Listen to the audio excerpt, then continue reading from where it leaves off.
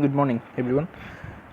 So, in this session, I am talking about the question number 13 of factorization. Okay, that is what say here. That is find the quadratic equation whose roots are -3 and 7.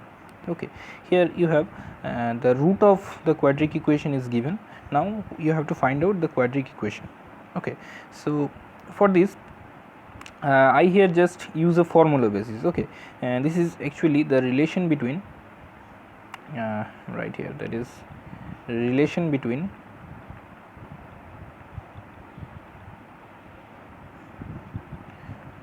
roots and coefficient. Okay,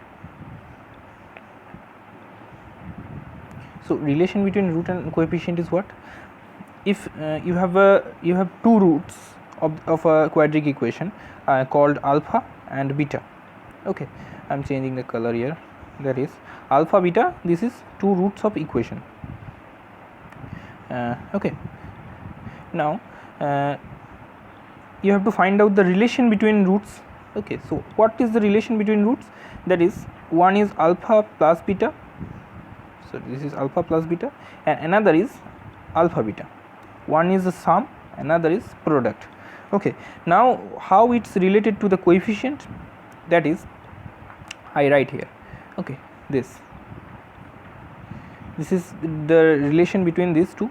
Like I am talking about what, that is, if the quadratic equation is look like ax square plus bx plus c equal to 0. Okay, you can write this as x square plus b by a, okay, x plus c by a, okay, equal to 0. So this is actually the general form of quadratic equation, like this. Okay, now the roots and coefficient gives you, the relation between roots and coefficient gives you that, please note it down what I am written on screen. Okay, so what is relation between roots and coefficient gives you, that is alpha plus beta equal to minus b by a and alpha beta equal to, that is the sum equal to minus b by a and the product equal to c by a. Okay, this is the actually relation between roots and coefficient. This is the roots and this is our coefficient and this is our roots. Okay, so now the general formula to finding the roots is this. This is what? The x square minus alpha plus beta into x plus alpha beta equal to 0. Simply you have to put that in this formula. So you can definitely find that equation. Like here I am putting that x square plus minus 3 plus 7. Here minus 3 is given, 7 is given to you, plus 3 minus 3 into 7. So nothing but x square minus 4x minus 21 equal to 0. So this is how you can find out the relation between roots and coefficient. And the if you have given the root of the equation, you can construct the quadratic equation. Now I am talking about what the usual method here, that is x plus 3. You can, here two roots are given, that is one is x equal to 3, another is x equal to 7. So x equal to 3 gives you this factor and x equal to 7 gives you this factor. You can just have to product that and equal to 0. This is the usual method, but this method sometimes making you face some difficulties. Okay, you can face difficulties in some way because whenever the roots is of fractional form, you can simply face the difficulties to find out the quadratic equation. Okay, so and sometimes it may be give you wrong result also.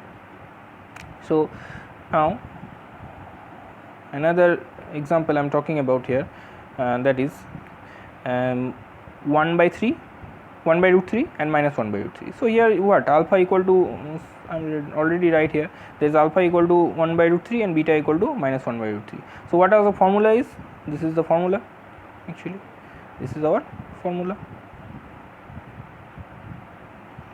Okay, so here you can see that x square minus 1 by root 3 into minus 1 by root 3, if this is 1 by root 3 and this is minus 1 by root 3, so this is written as like that and into the product here.